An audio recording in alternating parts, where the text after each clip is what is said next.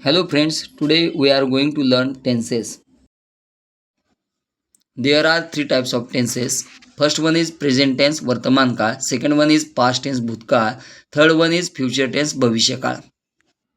Present tense, a verb that refers to present time, is said to be in the present tense वर्तमान काळ.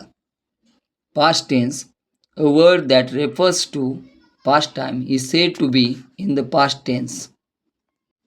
Future tense, a verb that refers to future time, is said to be in the future tense. Each tense has four parts: simple tense, continuous tense, perfect tense, continuous perfect tense. Simple present tense, साधा वर्तमान काळ. सूत्र subject plus V1 plus object.